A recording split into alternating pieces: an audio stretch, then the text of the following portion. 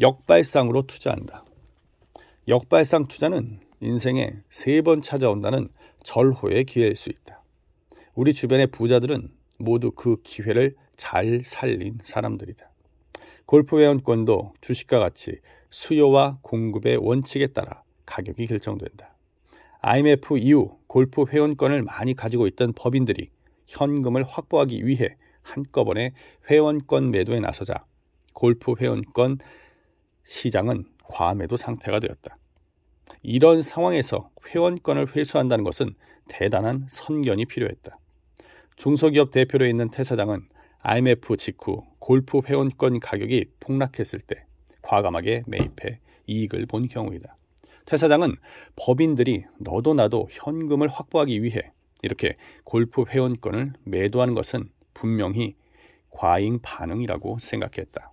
이 고비만 잘 넘기면 다시 회원권의 가격은 전번 시세까지는 못 가더라도 그 근처까지는 갈 수 있을 것이라고 예측한 것이다. 그래서 당장 현금 때문에 시세 불문하고 매물로 나오는 이 시기를 매수의 시기로 판단했고 이 판단은 적중했다. IMF 충격이 어느 정도 가시면서 다시 골프 회원권은 전 시세를 회복했고 그때 이전 시세에 모두 매도해 수익을 챙겼다. 모두가 꺼릴 때 투자하라. 주식이든 부동산이든 회원권이든 남들이 모두 투자를 꺼릴 때 과감하게 투자하는 것이 역발상 투자의 진수라고 할 수 있다. 이런 역발상 투자는 시류에 편승하는 투자가 아니라는 점에서 높은 점수를 줄 수 있는 투자 방법이다. 이런 과감한 투자는 결국 경제적인 여유에서 나온다. 빚을 내서 투자할 때는 역발상 투자에 나서기란 쉽지 않다.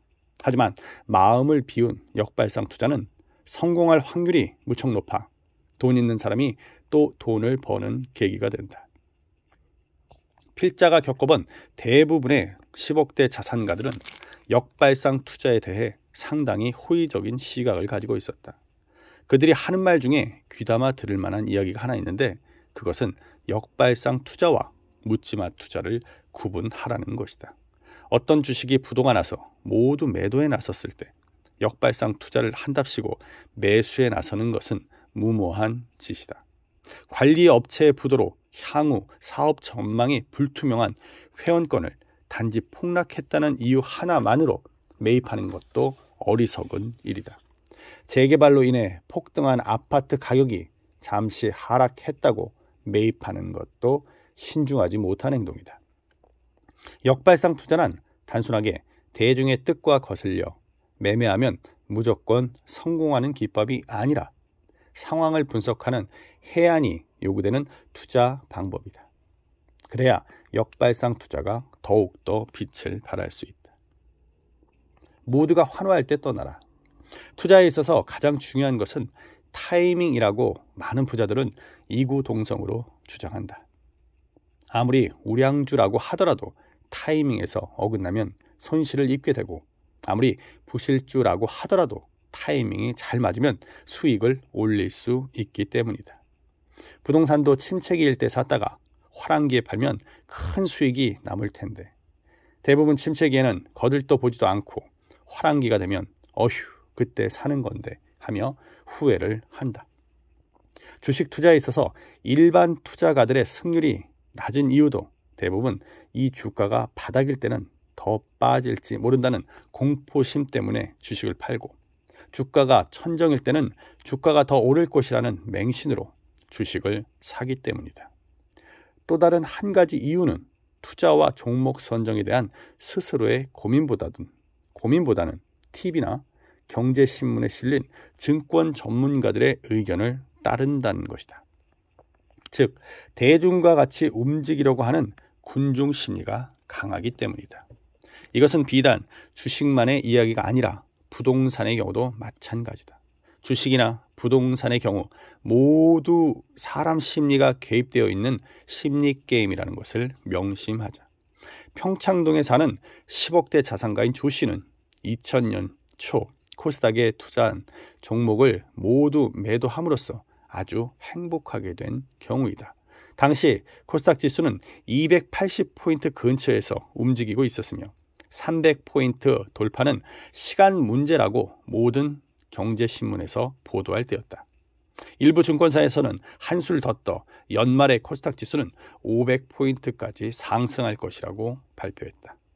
모두가 코스닥 종목을 사지 못해 안달일 때 조씨는 미련을 버리고 주식을 모두 팔았다. 조씨가 이렇게 성공적인 투자를 할 수 있게 된 이유는 나름대로 철칙이 있었기 때문이다. 즉 모든 증권사와 경제 전문가들이 상승을 예측하면 매도 시점이라고 판단해 주식을 매도했다. 반대로 모든 증권사와 경제 전문가들이 부정적인 시각을 드러내면 매수 시점이라고 판단해 주식을 매수했다. 물론 조씨는 증권사의 애널리스트보다 분석 능력이 떨어지고 경제 전문가들에 비해 아는 것도 적은 평범한 사람이다. 하지만 그가 이렇게 굳은 의지를 갖게 된 것은 10여 년 넘게 본인 나름대로 터득한 결과 때문이다. 조씨의 경우에는 역발상으로 투자한다는 본인 나름대로 정한 원칙에 충실했다는 점이 성공 투자의 핵심이다. 욕심과 탐욕을 버리고 냉정하게 원칙을 지키며 행동으로 옮겼다는 점에서 조씨는 부자가 될 충분한 자격이 있다. 역발상 투자는 우리 인생에 3번은 찾아온다는 절호의 기회일 수 있다.